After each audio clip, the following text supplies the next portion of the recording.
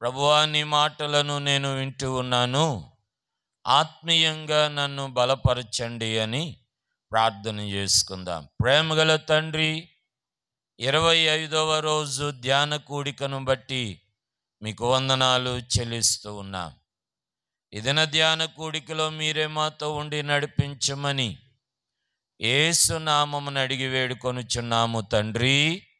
అందరూ చెబుదాం ఆమేన్, ఆమేన్.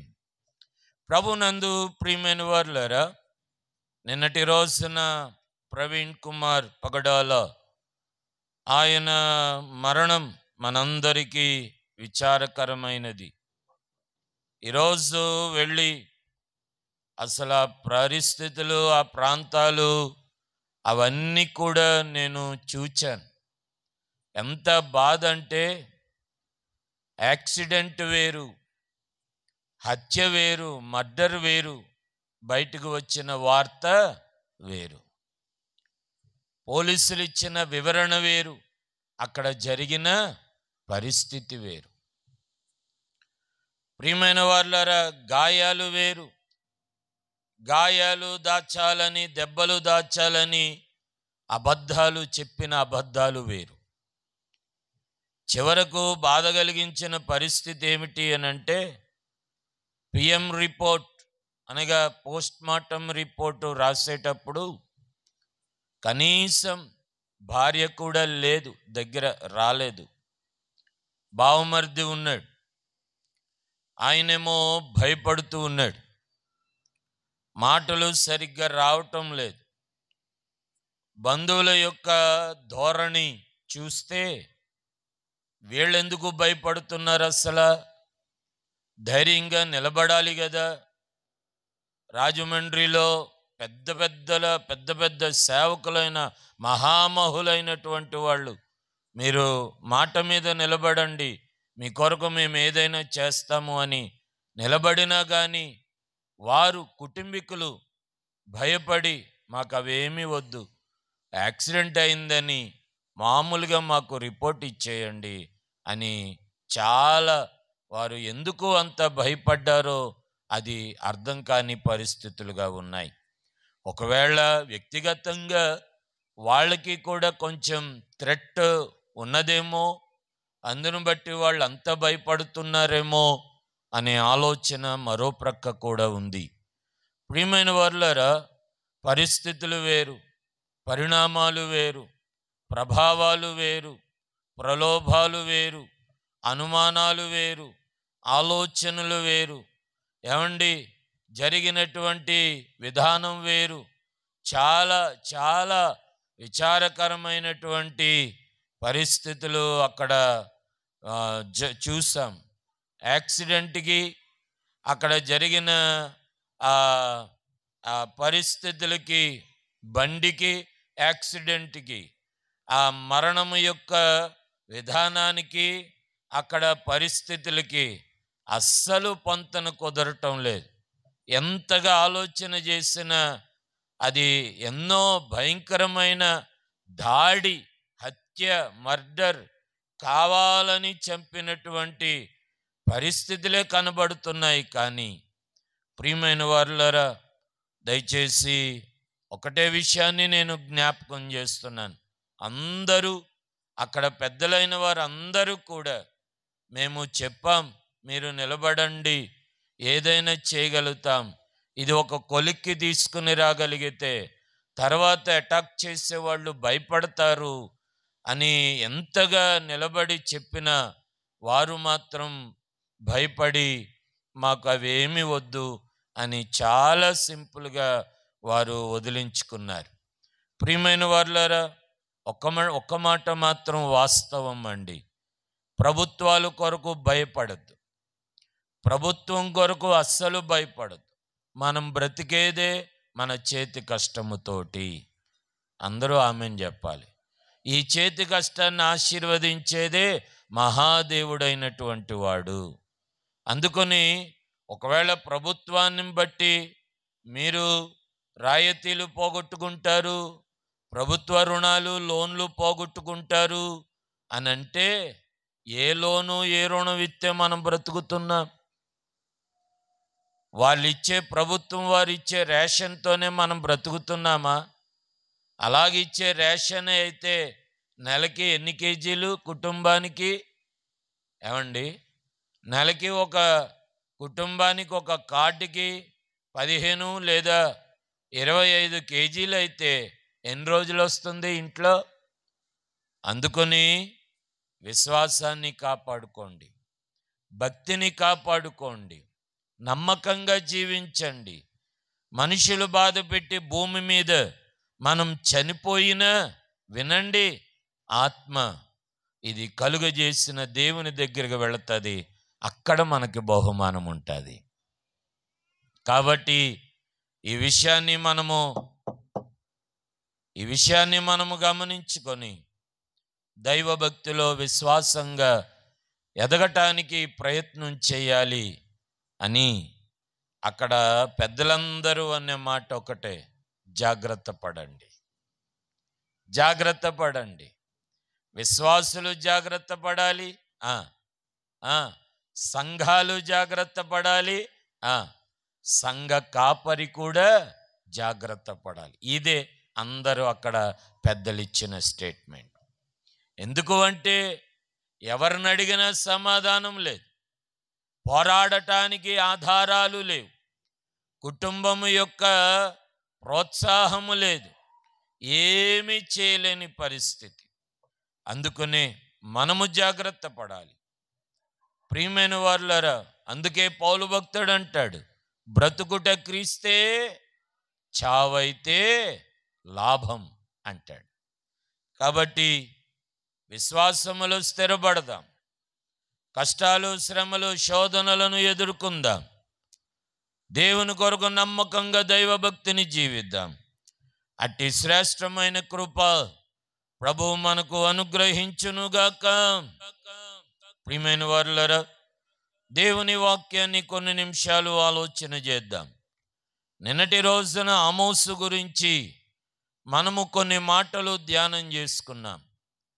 ప్రియమైన వారులారా, ఆమోసు గురించి నిన్నటి రోజున ధ్యానం చేసుకున్నటువంటి మాటల్లో ఆమోసు ఎక్కడ నుండి వాడు, ఆమోసు ఏ విధమైనటువంటి వాడు అనే ఆలోచనలు మనము ఆలోచన చేస్తూ నిన్నటి రోజున ధ్యానం చేసుకున్న ఆమోసు గురించిన విషయాలలో ఆమోసు పశువుల కాపరి అని, ఆమోసు అడవి మేడి పండ్లు తిని పశువులను మేపుకునేవాడని అంటాడు కదా. 7వ అధ్యాయం 14వ వచనంలో 15వ వచనంలో యెహోవా నన్ను పిలచి అంటాడు. అనగా దేవుని పిలుపును అందుకున్నటువంటి వాడు, దేవుని పిలుపు పట్టుకొని ప్రవక్తగా నిలబడినటువంటి వాడు. 4వదిగా ఏమిటో తెలుసా? ఆమోసు దేవుని పిలుపును పొందుకున్నవాడు మాత్రమే కాకుండా దేవుడు అప్పగించిన పనిని చేయటానికి మనస్సును నిలబెట్టుకున్నవాడు. దేవుడు అప్పగించిన పని లేదా దేవుడు చెప్పమన్నటువంటి మాట చెప్పడానికి, బోధించడానికి, ప్రకటించడానికి, ప్రవచించడానికి కంకణము కట్టుకున్నవాడు లేదా చెప్పడానికి మనస్సును నిబ్బరం చేసుకున్నటువంటి వాడు ఆమోస్ అనే మాటను మనం వింటూ ఉన్నాం. ప్రియమైన వారులారా, నిన్నటి రోజున ఆలోచన చేసి ఉన్నాం. ఆలోచన కూడా నేను మీతో పంచుకొని ఉన్నాను. తల్లి పేరు లేదు, తండ్రి పేరు లేదు, ఎవరి పేరు ప్రస్తావించలేదు, గోత్రము లేదు, వంశము లేదు, కేవలము ఒక ఊరు పెట్టుకొని ఇదేనాన్న ఆమోసు తెకోవా అనే ఊరిలో నుండి వచ్చిన వాడని చెప్పుకోవటానికి ఆ ఒక్క మాట తప్ప ఇంకేమీ కూడా మనకి అక్కడ మెటీరియల్ ఏమీ మనకి లభించటం లేదు. నిన్నటి రోజున నేను చెప్పాను, యోవేలు గ్రంథము గురించి దినవృత్తాంతాలలోనూ ఉంది. యోవేలు గురించి ఎక్కడుంది? అపోస్తుల కార్యములలో ఉంది. కానీ కొన్ని గ్రంథాలు లేదా వివరణలు పాత నిబంధన గ్రంథములోను క్రొత్త నిబంధన గ్రంథాలలో కూడా కనబడతాయి. విచిత్రం ఏమిటంటే ఆమోసు గురించి ఆమోసు గ్రంథంలో తప్ప ఇంకెక్కడా లేదు. ఆమోసు గురించి ఆమోసు గ్రంథంలో తప్ప ఇంకెక్కడా లేదండి. నిన్నటి రోజున మనకు తమ్ముడు ఉన్నాడు, ఆమోస్ అనే. అందరూ ఆమోస్ అని పిలుస్తారు. సాయంకాలం గుడి అయిపోయాక పిలిచానురా, నీ గురించేరా ఈరోజు వాక్యం అంతా అని అన్నాడు. ఒకసారి ఆశ్చర్యపోయాడు. నా గురించి ఏంటంటే బాబు అన్నాడు. ఈరోజు అంతా నీ గురించే చెప్పుకున్నావురా, నీ గురించే మాట్లాడుకున్నాం ఎరా అంటే, అవునండి అయ్యగారు అన్నారు కుర్రాళ్ళు. ఏట్రా నా గురించే మాట్లాడేసుకున్నారా అని అంటున్నాడు. ఒరే నీ గురించే మాట్లాడుకున్నాం బైబిల్లో నుండి అంటే, ఏటండి బాబు అని అంటాడు. అంటే ఎందుకు? ఆమోస్ అనే ఒక గ్రంథం ఉందని బాబుకి తెలియలేదన్నమాట. అది విచిత్రం. ఏం కంగారు పడకరా బాబు, నీ పేరున బైబిల్లో ఓ పుస్తకం ఉంది, ఆ పుస్తకంలో అంతా నీ గురించే రాశారు. నీ గురించి అంటే నీ గురించి కాదు, ఆమోసు అనేటువంటి ఒక ప్రవక్త గురించి రాశారు కదా. నీ పేరు ఆ పేరు పెట్టుకున్నందుకు 4 రోజులైనా ఓ రారవో కొద్ది ప్రార్థనక అని అన్నాను. ప్రియమైన వారులారా, ఎప్పుడైనా కనబడితే ఈ మాట చెప్పండి, కొద్దిగా ఆ కుటుంబాన్ని దేవుడు ఆమోసును బట్టి దీవించునుగాక. ప్రియమైన వారులారా వినండి, కేవలం ఒక్క ఊరు తెకోవా అనే అరణ్యంలో పశువులను మేపుతున్న ఒక్క కారణంగా ఈరోజు ప్రవక్తను మనం అధ్యయనం చేసుకుంటూ ఉన్నాం.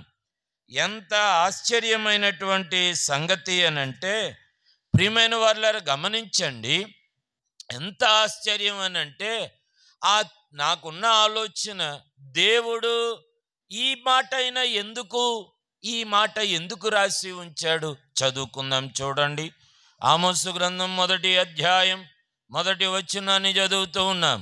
యోధా రాజైన ఉజ్జియా దినములలో ఇశ్రాయేలు రాజుగు యెహోయాషు కుమారుడైన యెరోబాము దినములలోను భూకంపం కలుగుటకు 2 సంవత్సరముల ముందు ఇశ్రాయేలీలను గూర్చి తెకోవలోని పశువుల కాపరులలో ఆమోసునకు కనబడిన దర్శన వివరము.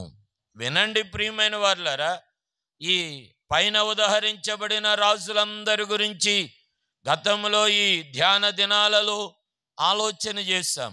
అయితే వినండి ప్రియమైన వారులారా, ఆమోసు గురించి చెప్పటానికి అసలు మీ మనసులో ఇది అర్థం చేసుకోవాలే కానీ ఎంత అద్భుతమైన ఆలోచన ఏమిటి అనంటే, వినండి ఈ మాట. ఆమోసు గురించి చెప్పటానికి యోధారాజుల దినాలలో, యెరోబాము దినాలలో ఓ భూకంపం కలిగింది. ఆ భూకంపానికి ముందు ఎన్ని సంవత్సరాలు? 2 సంవత్సరాలకు ముందు ఆమోస్ అనే ఒక ఆయన ఉన్నాడు. అంటే దాని అర్థం ఏంటంటే, భూకంపం కలుగుతుంది అని ఆమోసుకి ముందుగానే తెలుసు, లేదంటే ఇదంతా మ్యూచువల్ హిస్టరీ అని అంటారు. అంటే భూకంపం కలిగింది అని చెప్పడానికి ఆమోసు ఒక కారణం, యోధా రాజులు ఇశ్రాయేలు రాజులు ఒక కారణం, రెండవదిగా ఆ రాజుల కాలంలోనే భూకంపం ఒకటి కలిగింది అని చెప్పడానికి, భూకంపం ఉత్తనే కలిగింది అని చెప్పకుండానే ఆ రోజుల్లో ఎవరున్నారు? ఈ ఆమోస్ అనే వ్యక్తి ఉన్నాడు. ఎంత మ్యూచువల్ హిస్టరీ అండి, ఒకదానికొకటి లింక్ ఇది. అందుకనే బైబిల్ యొక్క రచయిత విధానం ఎంత గొప్పదో తెలుసా ప్రియమైన వారులారా. ఏదైనా ఒక సందర్భం ఉంది అని అంటే ఇది అక్కడ రాశారు అని అంటే ఏదో గాల్లో ఉన్నట్టు ఉండదండి. బైబిల్ రాశారు అంటే అక్కడ ఏదో ఒక రాజు, ఏదో ఒక ఊరో, పేరో, నీరో, సముద్రమో, గొయ్యో, గోతో, గొప్పో. ఇక్కడ అదే ఆమోసు జీవితం గురించి చెప్పడానికి ఏమండే అక్కడ ఏ అరణ్యం ఉపయోగపడింది? చెప్పరేమండే తెకోవా అనేటువంటి అరణ్యం. ఆ ఒక్క మాట ఈరోజు జ్ఞాపకం చేస్తాను. నాకు ఆశ్చర్యం కలిగించే నా ధ్యాన అధ్యయనం ఏమిటి అని అంటే, జాగ్రత్తగా వినండి, సమయం అవుతూ ఉంది. నేను త్వరగా ముగించడానికి ప్రయత్నం చేస్తాను. ప్రియమైన వారులారా, వినండి ఈరోజు ఈ మాటలు.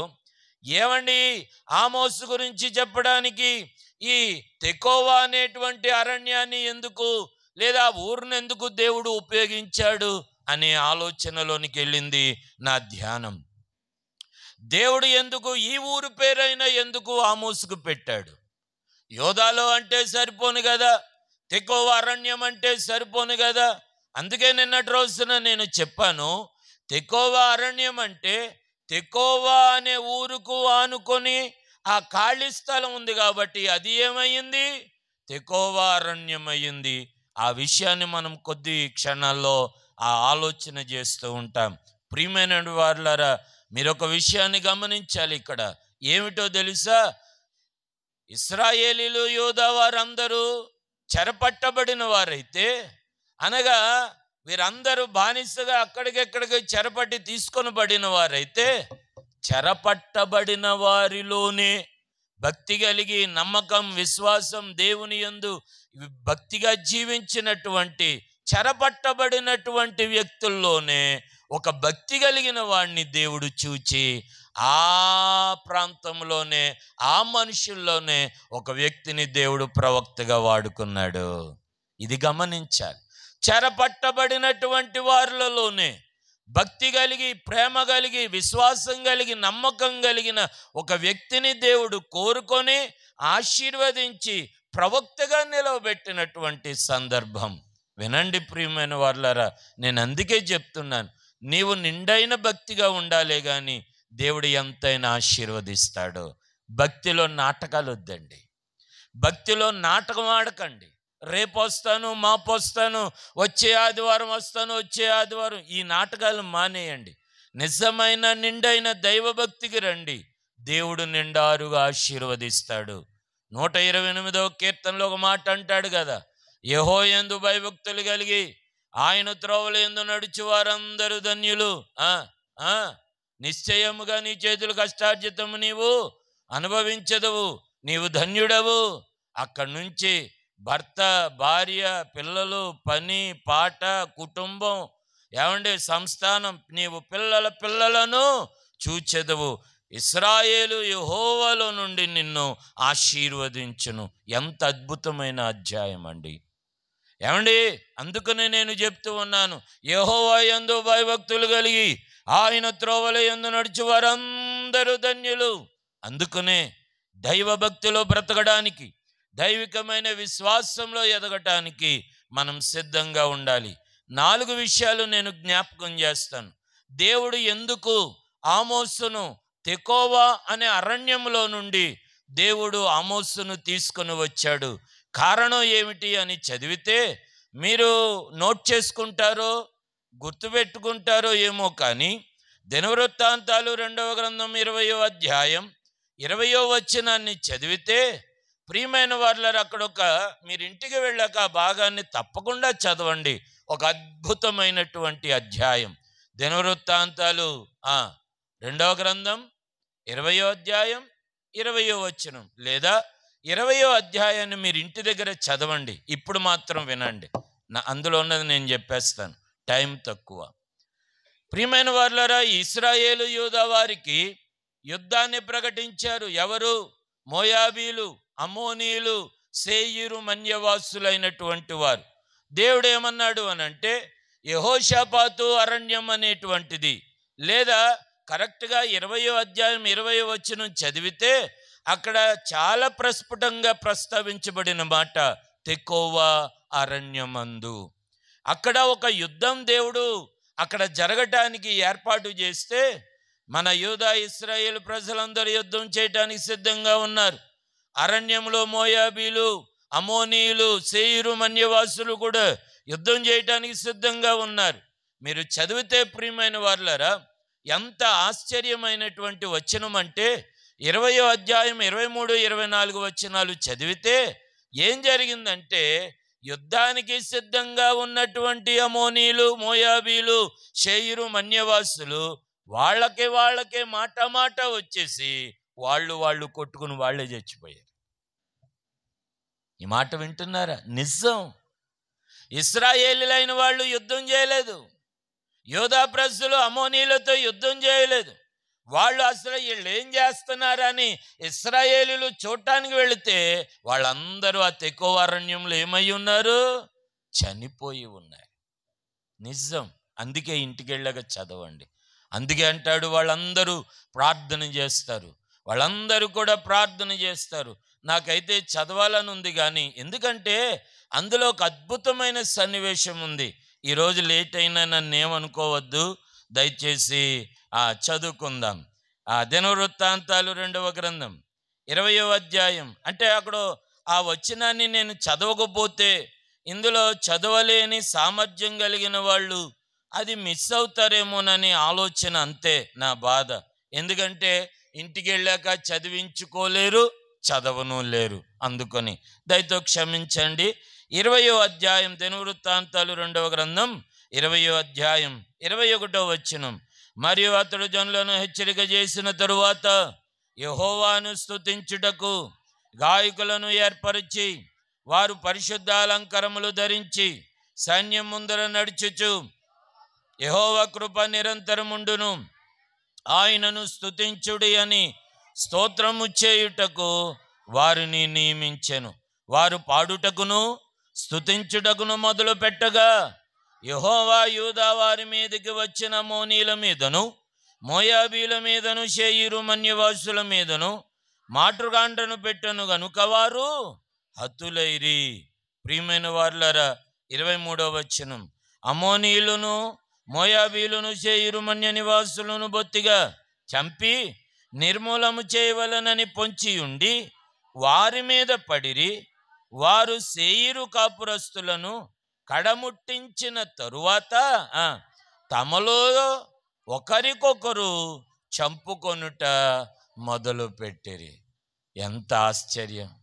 యోధా వారితో యుద్ధం చేయవలసిన దానికి బదులుగా యుద్ధానికి చేసేవాళ్లే ఏమయ్యారు? ఒకళ్ళకొకళ్ళకు పొడుచుకొని చచ్చిపోయారు. యుద్ధము యుద్ధము యుద్ధము. అక్కడ మాట అంటాడు కదా 12వ వచనంలో, మీదికి వచ్చు ఈ గొప్ప సైన్యముతో యుద్ధము చేయుటకును మాకు శక్తి జాలదు, ఏమి చేయుటకు మాకు తోచదు, నీవే మాకు దిక్కు అని ప్రార్థన చేశాము. 15వ వచనం.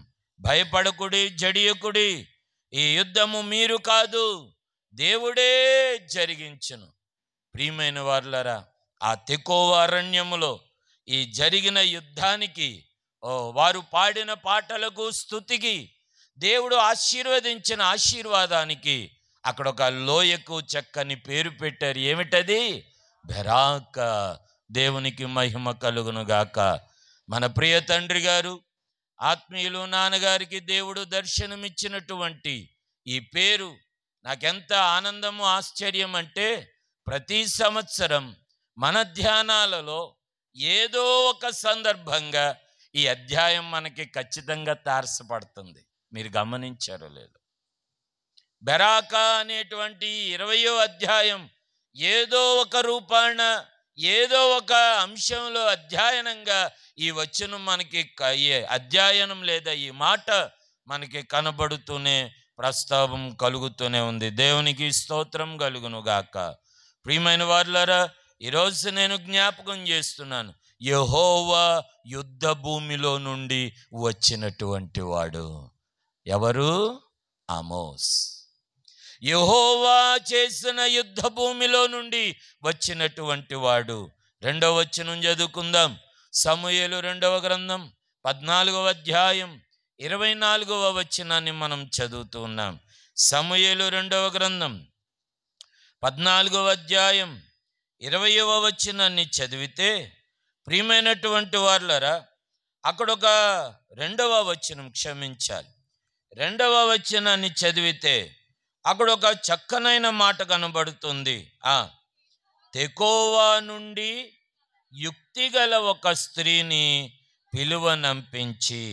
అలాగే 9వ వచనంలో, అందుకు తెకోవా ఊరి స్త్రీ, నా ఏలినవాడ రాజా. ప్రియమైన వారులారా, మీరు ఇంటికి వెళ్ళాక చదవండి. తెకోవా అనేటువంటి ఊరిలో స్త్రీలు ఎలాంటి వారట? చెప్పండి ఎలాంటి వారట? యుక్తి గలవారు. అనగా గమనించండి, ఈ ఆమోసు ఎక్కడ నుండి తీయబడ్డాడు?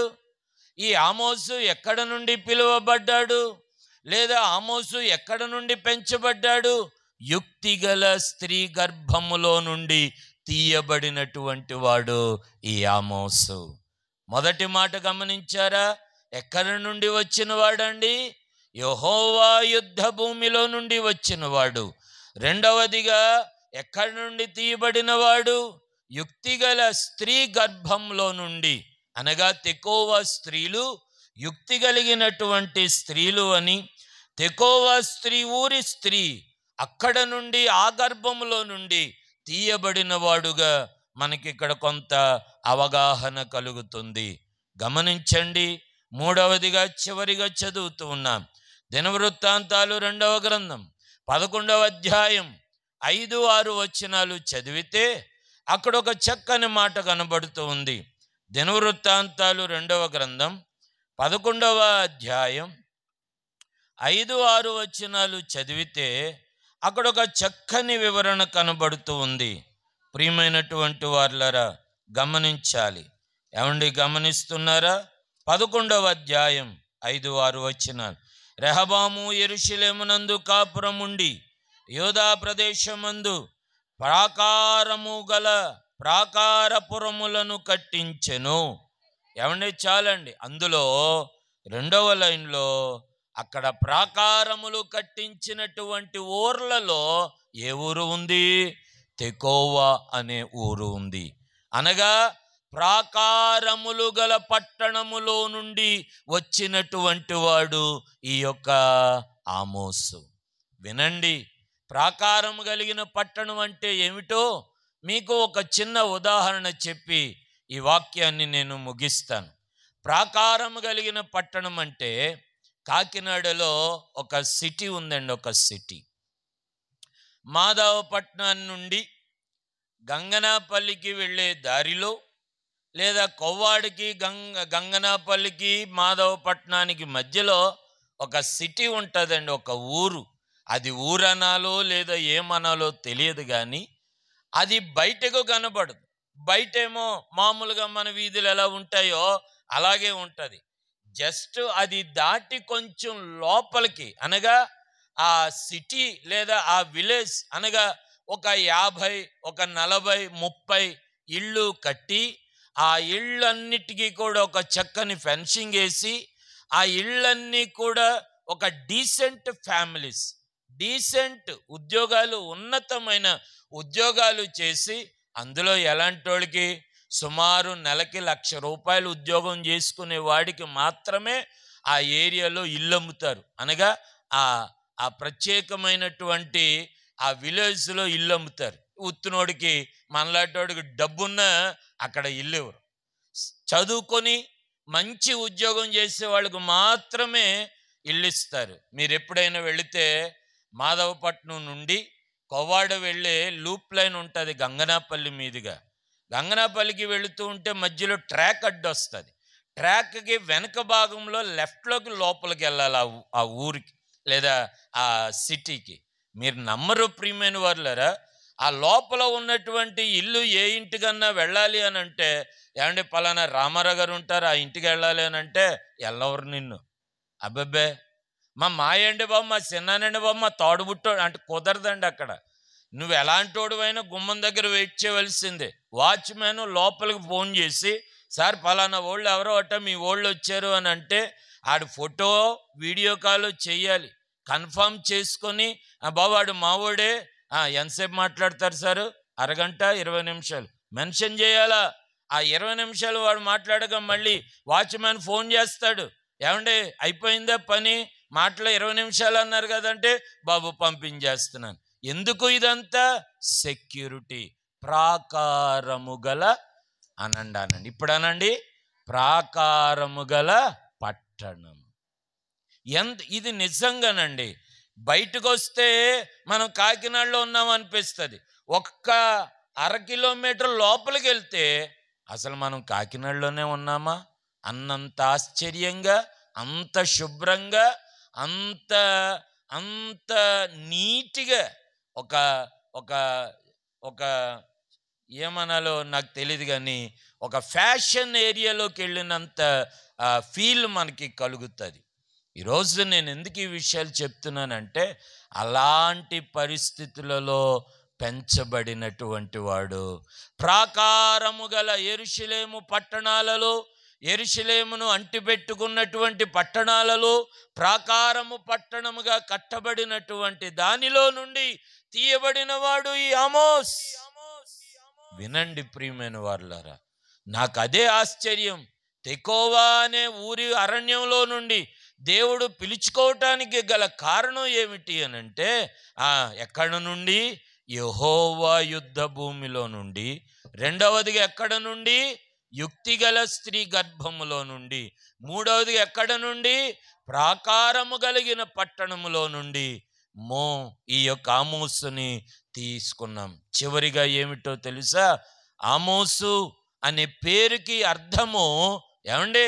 వింటే ఆశ్చర్యం, భారము మోయగలిగినవాడు లేదా భారము మోసేవాడు. ఎంత అద్భుతమైన వివరణ అండి. ఈరోజు నేను జ్ఞాపకం చేస్తున్నాను, వినండి. అందుకే ప్రారంభంలో నేను చెప్తున్నాను, ప్రభువా నన్ను ఆశీర్వదించు, ప్రభువా నన్ను దీవించు. ప్రభువా నన్ను దీవించంటే ఏం చూసి దీవించాలి? ఆదివారాలు ఎగ్గొడతావు, శుక్రవారాలు ఎగ్గొడతావు, బుధవారాలు ఎగ్గొడతావు, అన్నీ ఎగ్గొట్టేసి ఆదివారం వచ్చి ఎవడికి తెలిసి నాటకాలు. ప్రియమైన వాళ్ళారా, నేను వేళకోళం చేస్తున్నాను అనకండి, ఇది వాస్తవం, ఇది జరిగే వాస్తవం ఇది. అందుకే నేను చెబుతూ ఉన్నాను, దేవుడు ఆశీర్వదించాలి అనంటే, దేవుడు దీవించాలి అనంటే, దేవుడు బలపరచాలి అనంటే, ఏదో ఆయన ఆశీర్వదించేస్తే ఆయన ఆశీర్వదించేయడండి. ఆమోసుకి తల్లి పేరు లేకపోయినా, తండ్రి పేరు లేకపోయినా, ఏ విధమైన ప్రస్తావనతో కూడిన వివరణ లేకపోయినా, దేవుడు చూచాడు. నా యుద్ధ భూమిలో నా యుద్ధాన్ని చూసినటువంటి వాడు ఇతను. యుక్తి కలిగినటువంటి స్త్రీల గర్భములో నుండి వచ్చినటువంటి వాడు ఇతను. ప్రాకారము కలిగిన పట్టణం అంటే ఒక బాధ్యత కలిగి, ఒక నియమము, ఒక సమయము, ఒక పద్ధతి, ఒక విధానము, ఒక క్రమము కలిగిన పట్టణము. అలాంటి పరిస్థితుల్లో నుండి వచ్చినవాడు. వీటన్నిటికీ కంటే ముఖ్యంగా ఆమోసు అనే పేరుకి అర్థం భారమును మోయగలిగిన వాడు, భరించగలిగిన వాడు. అందుకే ఈ వ్యక్తిని నేను నిలవబెట్టుకుంటే బాగుంటుంది అని దేవుడు ఆమోసును నిలవబెట్టుకున్నాడు. ఈరోజు ఈ మాటలు వింటున్న నా ప్రియమైన వారులారా, ప్రేమతో మనవి చేస్తున్నాను, దేవుడు నిన్ను కూడా ఆశీర్వదించగలిగిన వాడే. దేవుడు నిన్ను కూడా దీవించడానికి ఆయన సిద్ధపడినటువంటి వాడే.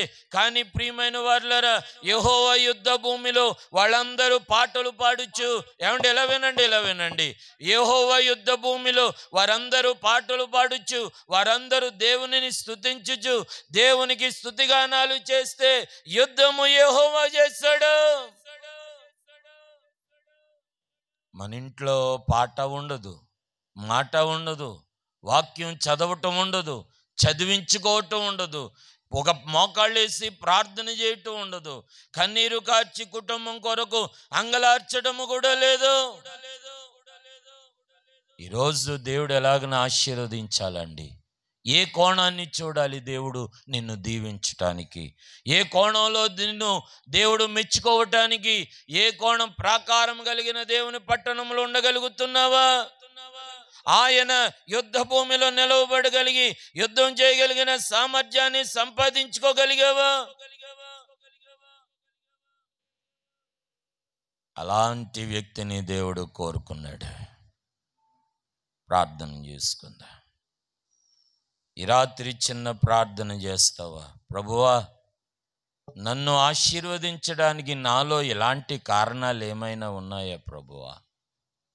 అయ్యా, నీ భూమిలో, నీ యుద్ధములో, అందుకే ప్రియమైన వారలారా, భక్తుడు ఆ పాట రాస్తూ ఉన్నాడు. యుద్ధము చేయుటకు మా శక్తి చాలదు, ఏమి చేయవలనో మాకు అసలు తోచదు, మా దిక్కు నీవే దేవా. ఈరోజు ఒక్క మాట అంటావా? అయ్యా, నా కష్టాన్ని ఎరిగినవాడు, అయ్యా నా శ్రమను ఎరిగినవాడవు, అయ్యా నా పక్షంగా యుద్ధము చేయవా తండ్రి. ఒక మాట అడగండి. ఏం చూశాడు? ఏముంది ఆమోసులో? ఆ ఊరిలో వాడే, ఆ మనుషుల మధ్య ఎదిగిన వాడే, ఆ మనుషులలో భక్తి కాపాడుకున్నవాడే, ఆ మనుషులలో విశ్వాసాన్ని కాపాడుకున్నవాడే, ఆ మనుషులలో మనుషుడే. ఇది నాన్న ఆశీర్వాదకరంగా ఉండటానికి నిలబెట్టుకున్నాడండి. అనేక మందిని ఆశీర్వదించడానికి నిలవబెట్టుకున్నాడండి. ప్రభువా, నన్ను చూస్తే నీలో మెచ్చుకునేవి ఏమన్నా ఉన్నాయా ప్రభువా? నన్ను చూస్తే యుక్తి కలిగిన వానిగానైనా, లేదా భారము బాధ్యత కలిగిన వానిగానైనా, లేదా ప్రభువా నేను ప్రాకారం కలిగినటువంటి మీ ప్రాకారాలలోనైనా. ఒక చిన్న మాట, దేవుడు ఆశీర్వదిస్తే ఎక్కడ నుండైనా తీయగలుగుతాడా? నిన్ను ఆశీర్వదించాలని దేవునికి అనిపిస్తే తప్పకుండా ఆయన నీ చెయ్యి పట్టుకొని ఆయన నిన్ను లేపువాడా. ప్రేమగల తండ్రి, ఈ రాత్రికాల సమయాన్ని బట్టి మీకు వందనాలు చెల్లిస్తూ ఉన్నాను. ఆమోస్ ఒక కాపరి, పశువులను కాచేవాడు. నేను ప్రవక్తనైనను కాదు, ప్రవక్త శిష్యులలో ఒకడినైనను కాదు, కానీ యెహోవా నన్ను పిలిచెను. ఈరోజు ఆయన నిన్ను పిలిచాడండి. ఈరోజు ఆయన నిన్ను పిలిచాడండి. ఈరోజు ఆయన నిన్ను పిలిచాడండి. మరి ఆశీర్వాదం ఏది? నీకు రావలసిన దీవెనేది? నీ పిల్లలకు ఉండవలసిన కృప ఏది? ప్రేమగల తండ్రి, ఈ రాత్రి బిడలను మీ హస్తాలకు అప్పగిస్తూ ఆమోసు వంటి ప్రభు ఆత్మీయ స్థితి స్థానాలను కలిగిన వానిగా నేనుండునట్లు నన్ను నడిపించమని మీ సన్నిధానంలో ఈ బిడలను మీ హస్తాలకు సమర్పించుకొనుచు నజరేయుడైన యేసు పరిశుద్ధ నామమున అడిగి వేడుకొనుచున్నాము తండ్రి, ఆమేన్. పరలోకమందున మా తండ్రి, నీ నామం పరిశుద్ధపరచబడునుగాక, నీ రాజ్యము వచ్చునుగాక, నీ చిత్తము పరలోకమందు నెరవేరునట్లు భూమి యందు నెరవేరునుగాక. మాకు కావలసిన ఆహారమును మాకు దయచేయు. మా ఎడల రుణస్థులను మేము క్షమించిన ప్రకారం మా రుణములను క్షమించుము. మమ్మల్ని శోధనలోకి తేక కీడు నుంచి తప్పించుము. ఎందుకంటే రాజ్యము, బలము, మహిమయు నిరంతరము నీవై ఉన్నావు తండ్రి, ఆమేన్. తండ్రి, కుమార, పరిశుద్ధాత్ముని త్రియేక దేవుని దీవెన సదా మనందరికీ తోడై ఉండి నింపి నడిపించి కాపాడి దీవించును గాక. ఆమేన్, ఆమేన్. అందరికీ వందనాలండి.